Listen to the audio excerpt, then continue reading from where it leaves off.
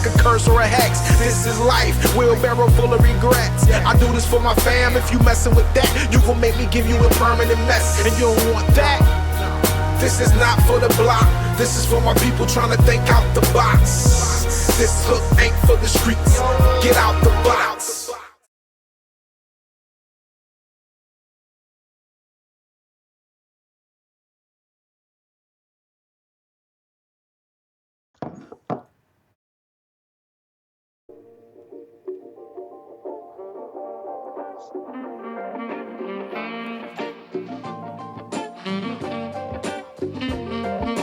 Boom! Good evening, ladies and gentlemen. Thank you very much for your patience. Let me turn that just down just a little bit. Welcome to the Den of Lore, episode 63. Grab your glasses of scotch and pull your chair up to the fire because we're going to learn some cool shit tonight, courtesy of a returning guest, Mr. Aaron Cheak. He is the world's foremost authority on esoteric symbolism, alchemy, Hermeticism. He has a PhD in this. Think about that for a second. Who else do you know has a doctorate in esoteric symbolism? Absolutely nobody else this awesome. Guaranteed. And he's joining us on a Saturday morning all the way from New Zealand. Let me just switch over to the webcam view. How you ladies and gents doing today? I know that my hair is absolutely horrible. Please forgive me on this one. I don't know what I did with my hat. So for all of you who think that it was permanently attached to my head, apparently it was not. Now, I know that this is supposed to be a masterclass, and I have not actually had a chance to do a mailbag for the program in quite some time, and unfortunately you're going to have to wait a while longer to be able to do that, because, well, it's been a little bit busy around the Zuger household with, let's see, Tyson, as you all know, and he was right down there in his dog bed, had to go to the vet today, and unfortunately for him, the tranquilizers that they were going to be using do not actually work. So he still couldn't get the work done. He couldn't get his nails trimmed. I know, all this fur just to get his nails trimmed. So he is still waiting to have that done, and that set me back a little bit, in addition to some technical difficulties with Restream. We're still learning how to be able to do that, although it's getting to the point where, we're getting on, as it were. One thing I do want to be able to thank is our patrons who pretty well ensure that this show actually does happen.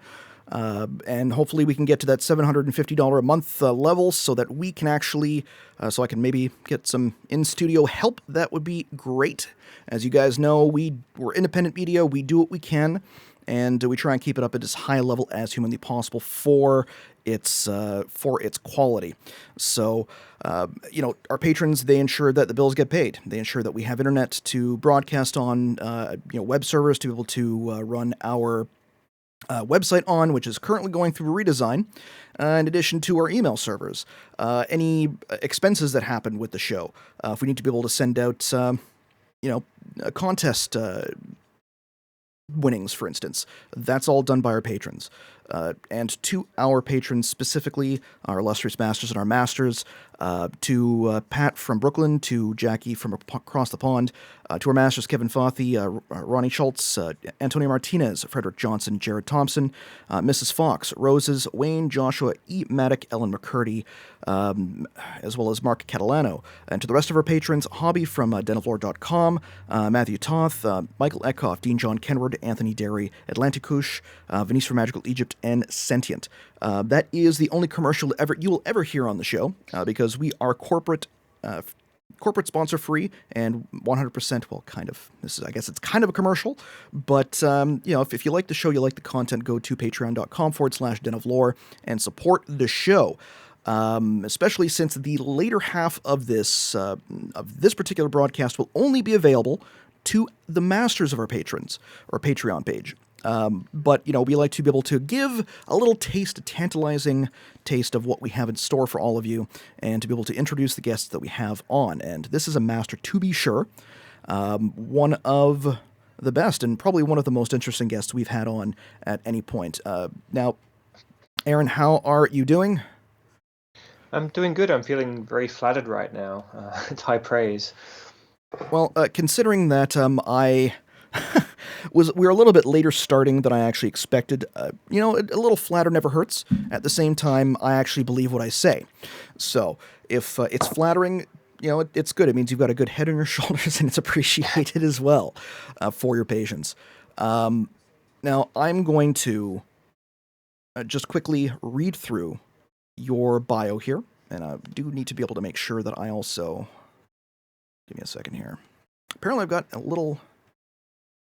I'm going to go to the other computer screen. Apparently I've got a technical difficulty that needs to be looked at. Oh. Come on. Oh, that video's playing, that's why. So, I was wondering where that sound was coming from. Well, first of all, how are you doing while I'm fixing this up? I'm doing good. I've got a few coffees in me this morning, so I'm starting to feel almost human. And yeah, it's good to take a break. I've been pretty snowed with publication and kind of book production projects. So it's nice to kind of chill out on a Saturday morning. It's Saturday. I mean, I'm kind of technically coming to you from the future, so Saturday morning here.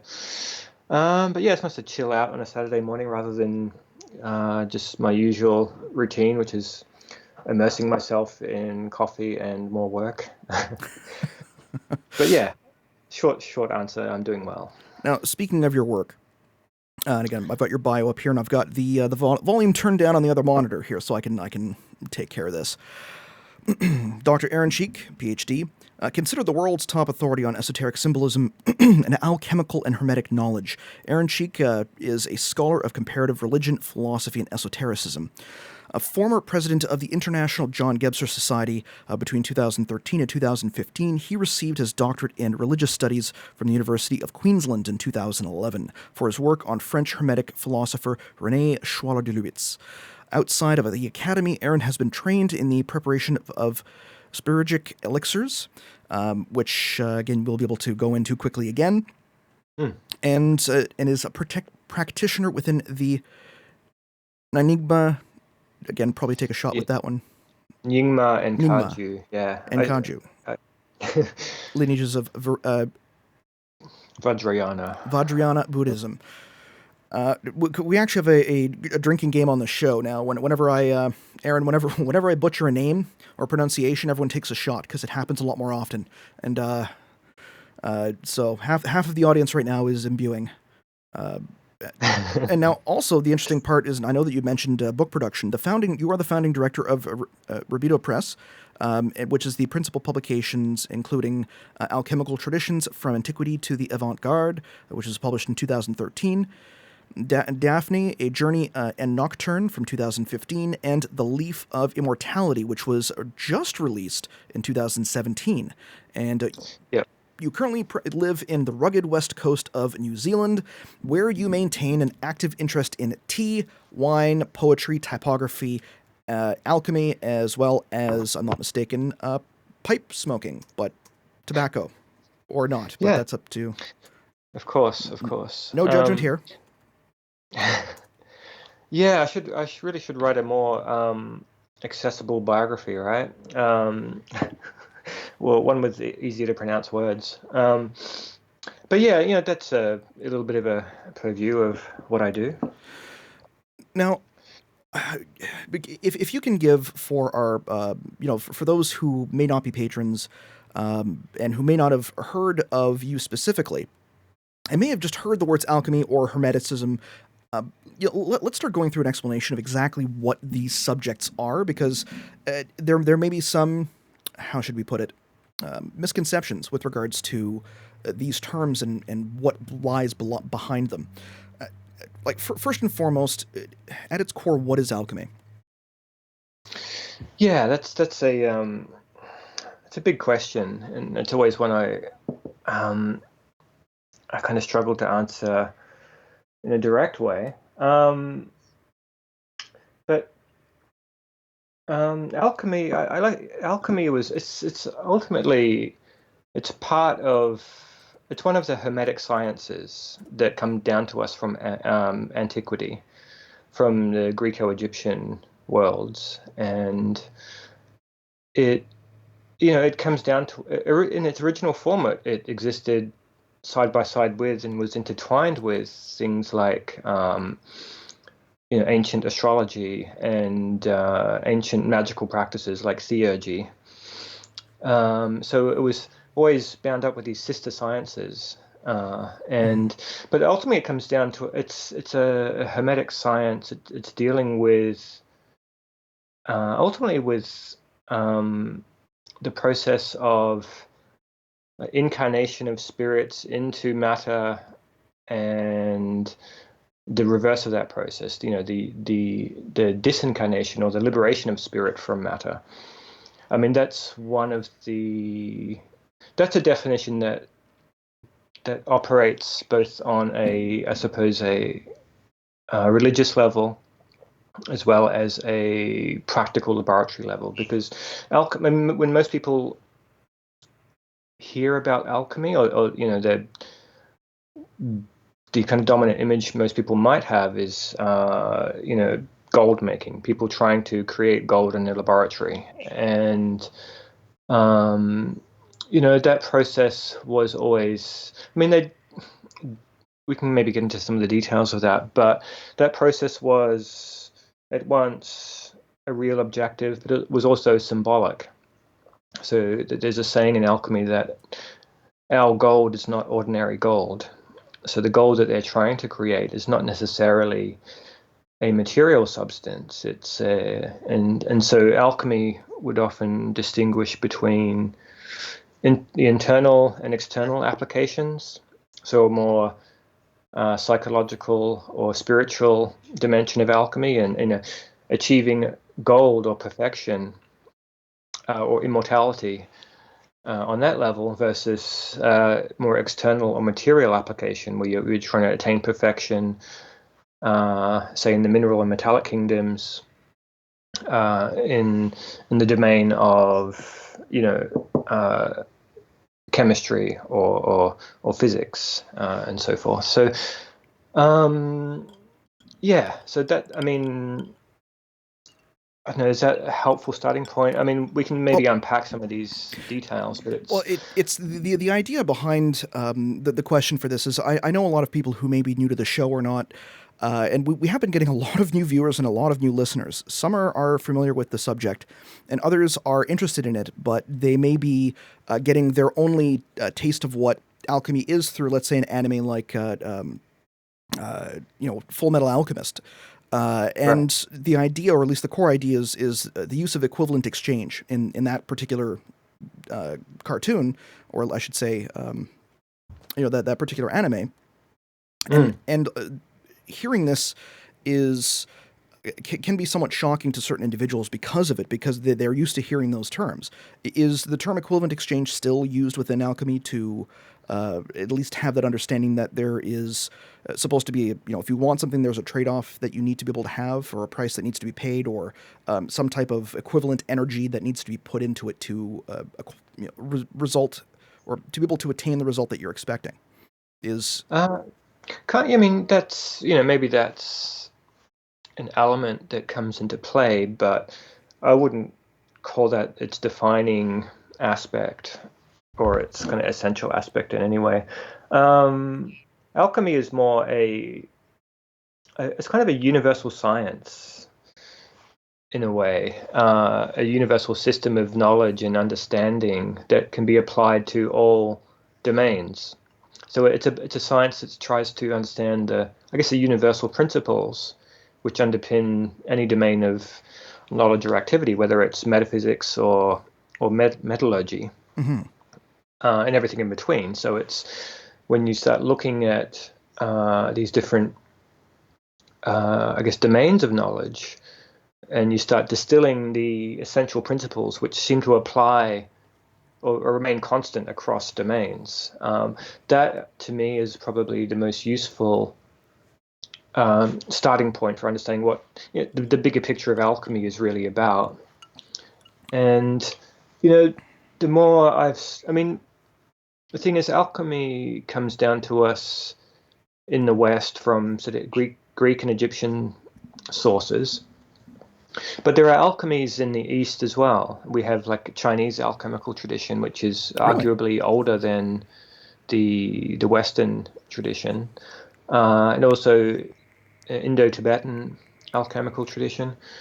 But what's interesting there, maybe just to give some people a bit of a point of comparison, is that alchemy tends to take its form in China. It takes it unfolds within the context of Taoism.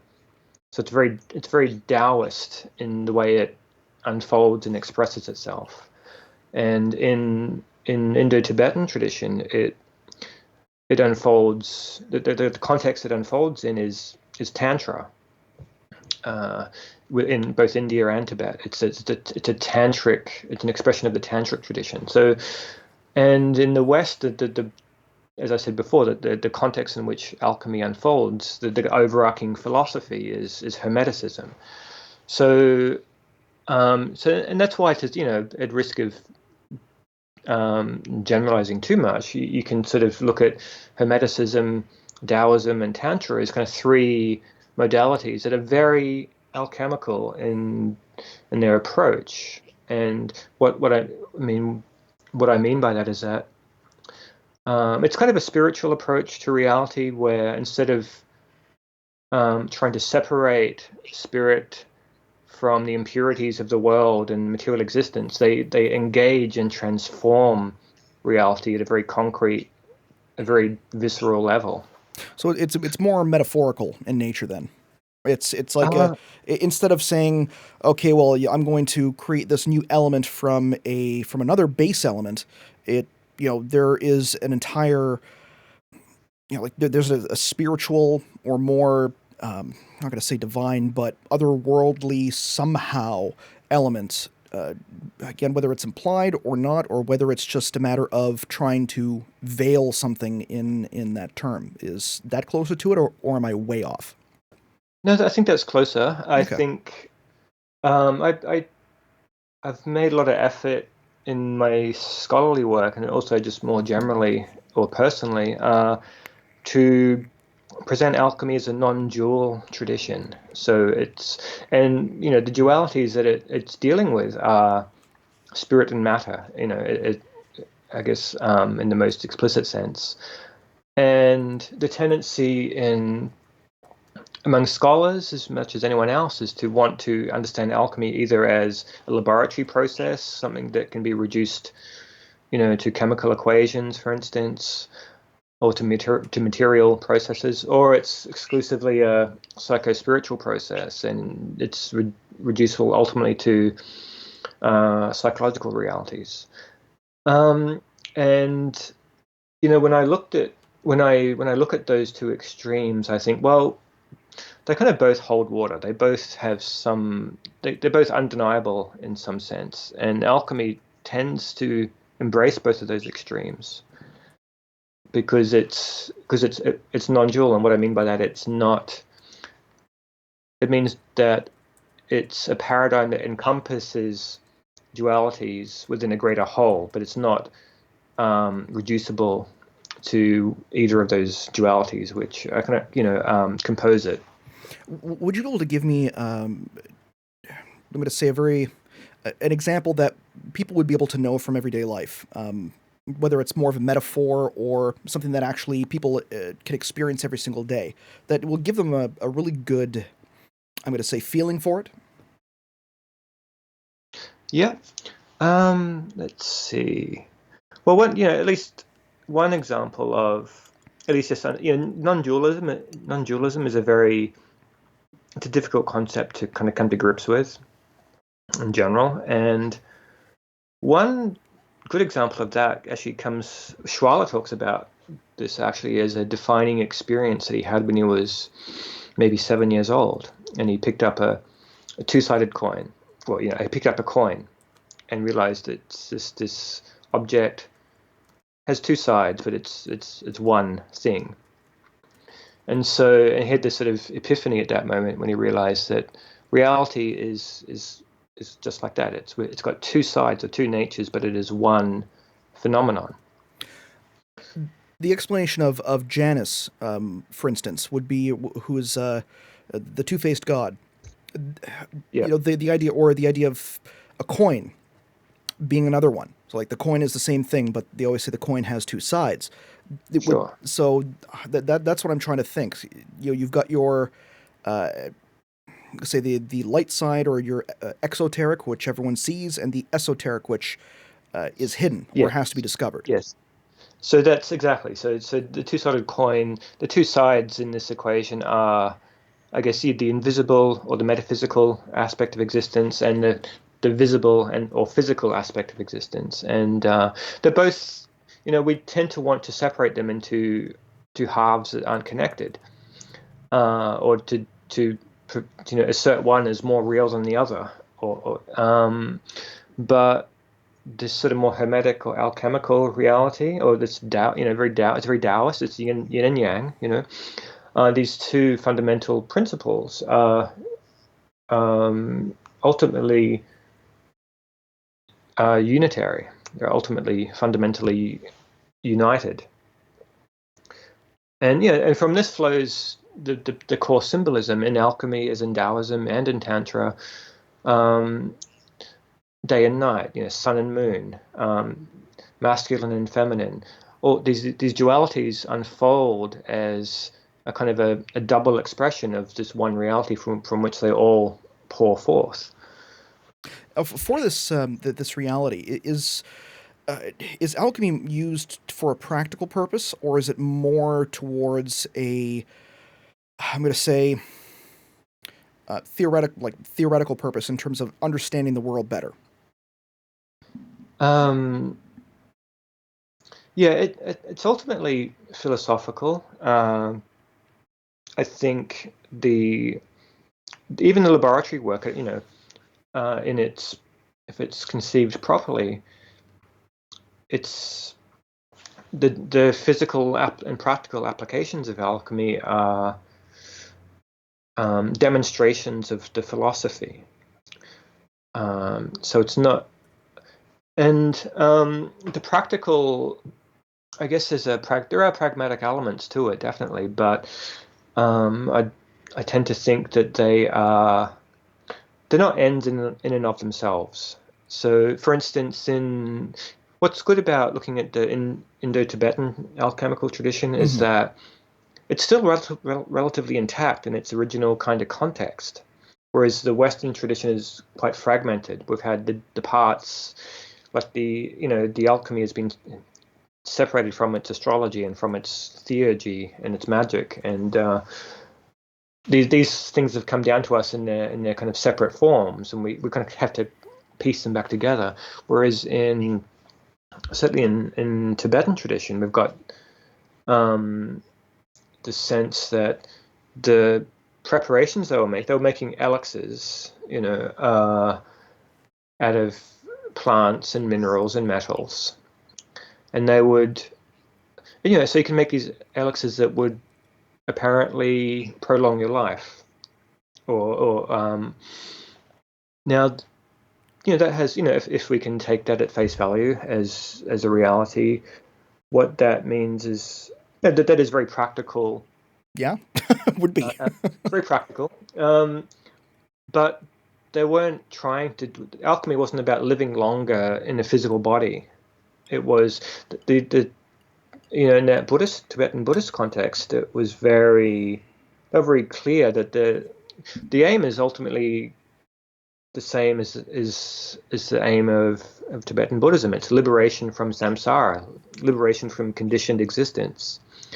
And you got to, in the tantric tradition, you committed to doing that in this life, rather than waiting, rather than finding that perfection over multiple lifetimes. You want to achieve it in one lifetime. So you prolong your life with mineral botanical elixirs in order to buy more time to achieve liberation in this life. So in that sense, it's practical, yes, but its ultimate purpose is about liberation from conditioned existence. Well, here's my rational mind kicking in again, and usually I ask stupid but very insightful questions when I get this way. If All right, so let's say I'm a Tibetan monk, and instead of living, let's say the average age of a Tibetan monk could be like 85, well, we'll just say 85 years. And let's say I'm taking all of these minerals or tinctures to extend my life to 150 years. Let's say if that's actually possible, or even 100. Well, we'll do 170 years, just so it's a doubling. And the human body tends to get more frail, infirm. If you've ever seen anybody who's the oldest person on the planet, they're like 120 years old, and they can't usually get around very well. It's not the greatest. The greatest existence. You're basically just a vegetable in a doing whatever. Now, if you do it in 2 lifetimes, let's say if you die at 85, and you're reborn as something else, can't you just isn't it better to start from the beginning and then work your way forward while you still can work your way forward physically? That's that's what happens and seems to happen in anyway. But we don't have much control over the conditions of our next incarnation. Not directly anyway. You're right that say we extend life to that degree, the quality of existence is not going to be that great. But the context, the other half of that sort of practice was they would have had more yogic-like practices, and also the cultivation of the subtle body, the internal, the meridians, and so a lot of the elixirs weren't just about creating a better physical longevity, Mm-hmm. but also purifying and tonifying and really consolidating the internal meridians and the subtle body, because the core of the alchemical process was about creating an elixir within. So you're using the aspects of your subtle body to generate. In China, they called it the golden elixir, which was essentially the same as they called it the golden embryo. So it was like giving birth to your Buddha nature within your own body or being. So the process was always parallel with internal cultivation. Okay, so it's the elixir can also be, or the tincture, I should say, it can also be for self-improvement, or being able to, let's say, untap parts of your mind for perception that can get you further understanding of the world around you, etc., etc.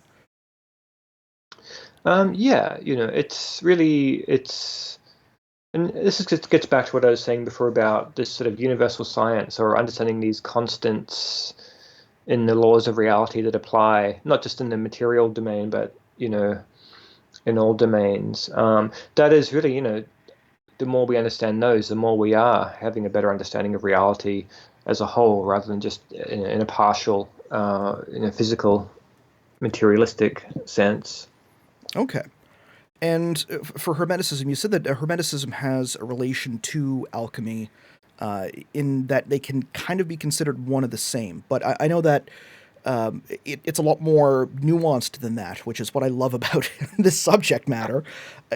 If for Hermeticism, what exactly is it? Okay, I mean, Hermeticism, the sciences that are attributed to Hermes, the Greek god, who was equated with the Thoth of the Egyptians. It's the Roman Mercurius.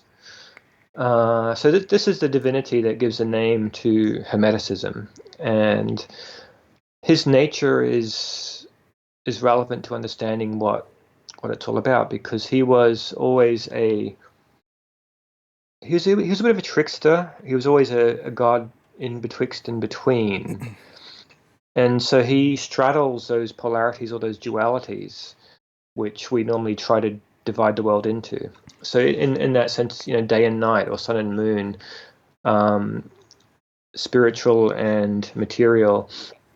Hermes is always the god that mediates between. He straddles those boundaries and is very fluid. Like the metallic mercury is liquid at room temperature. So has this fluid nature where he can move between those polarities that really constellate existence as we know it. So he's a communicator. He straddles, he moves between, but also translates between realms. And then this has to also be understood as above and below.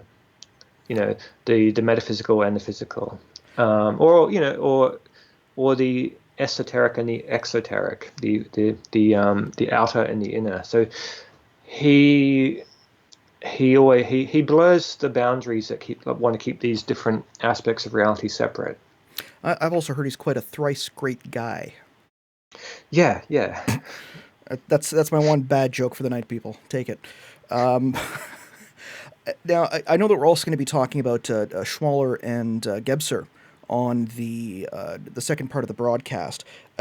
Can you give an idea of what, we've all heard the name Schwaller before. Gebser's kind of a new one. Right. Now, Schwaller is usually associated with John Anthony West. But he's more than just the guy who wrote, Temple of Man. What is your knowledge or knowledge basis on him and his works? Schwaller, you mean? Mm-hmm. Right. Well, Schwaller is, I think the best description for him is he's a Hermetic philosopher.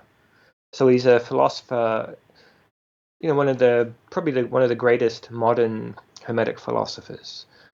And the whole point of him going to Egypt, I mean, as most of us know, Schwaller went to Egypt in 1936, I think, and he lived there for about 15 years and studied the temples and researching elixir and so on and so forth on site very rigorously. And out of that work came the books like the Temple of Man and so on and so forth. But to understand, we need to understand, before that, Schwaller was involved with figures like, in France and Paris, he was involved with figures like Fulcanelli, who was this mysterious alchemist, a practicing alchemist, who wrote a couple of books that have been extremely influential on modern alchemists. And Fulcanelli is a bit of a mystery figure, but we do know he was connected with Schwaller. Mm-hmm. But and Schwaller was involved with this kind of alchemical laboratory, alchemical work, but he was also operating within a more metaphysical paradigm.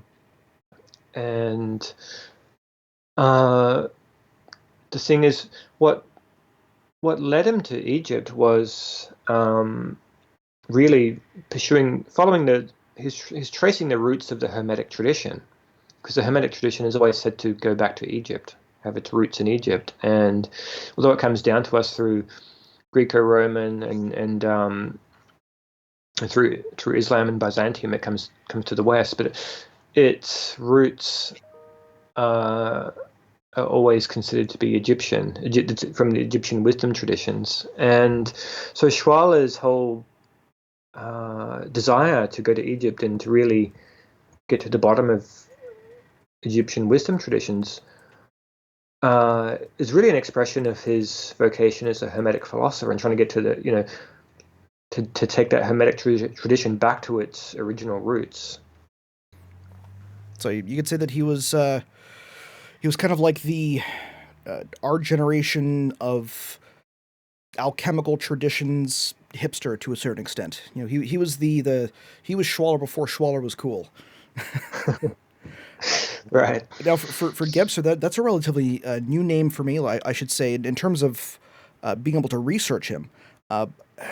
He's more of a philosopher, though, not necessarily considered more of an alchemist, which Schwaller was. Oh yeah. Gebser is a German poet and philosopher, and he's not very well known, even in Germany now. But the thing is, what got me, I started exploring Schwaller and Gebser around the same time because their works had been on my horizon, and I started digging deeper into them around when I started my PhD thesis. And what I was interested, the kind of issues I was interested in, was more about, ultimately more about consciousness and the role of consciousness in the understanding of reality. And Schwaller very much speaks to this, and Gebser was speaking to this precise point as well, in similar but different ways. And although Gebser is not an esotericist at all. I mean, he touches on a few esoteric thinkers, but generally speaking, he draws more on philosophers, artists, scientists, poets, and just the data of human culture and civilization, which he sees as a kind of an index or a pointer of a visible kind of indicator of what the transformations of consciousness. So he sort of saw civilization and culture as the visible part that tells you what's going on with consciousness on a deeper level. And the great shifts in civilization that we can see over grand swaths of history are really just the visible parts of grand shifts in consciousness. Now, we're coming next to, or down to the end of our first segment here. What are you most excited about the possibility of talking about in the upcoming segment? Well, what do you really want to go in depth on? What's the frame of the segment? Next segment? Pretty much exactly what we're talking now. We're just going to go and we're just going to go really in depth and really dive deep on these subjects. Maybe even see how they're all connected. I'm just going to, let you go. Let you go and start picking your brain and try and see how deep the rabbit hole goes as it goes. Right. Yeah. I mean, one thing I find quite exciting, or at least the more unifying aspects of looking at figures like Schwaller and Gebser, is how they understand reality in a non-dual way, going beyond the dualities of spirit and matter, and so on and so forth, and getting to what is the nature of consciousness and how does that shape reality? The very way we understand or approach reality is based on our consciousness. So, you understand that, then everything else flows from that. I think we're going to have a really good talk.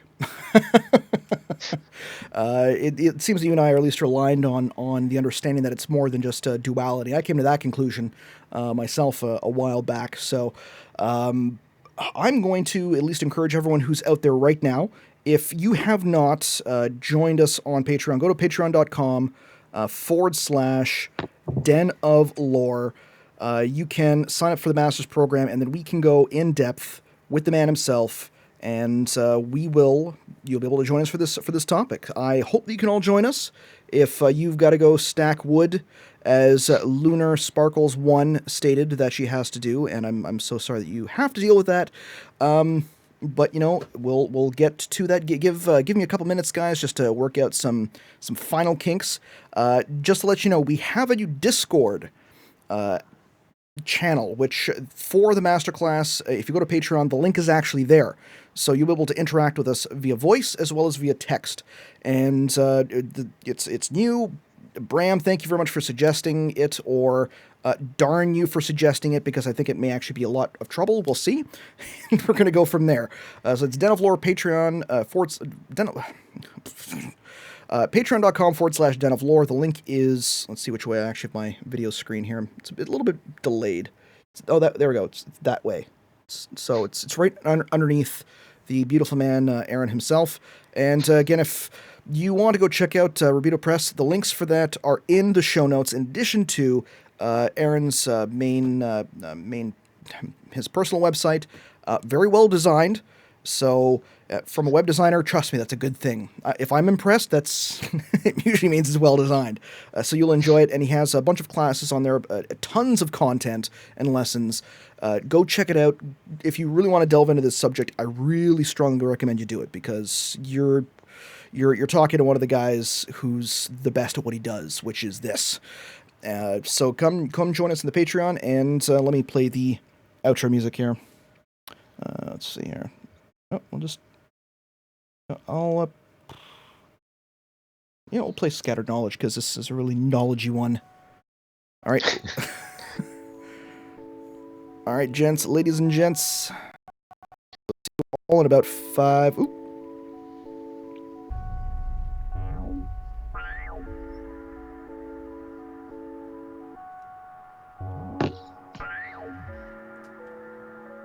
All right.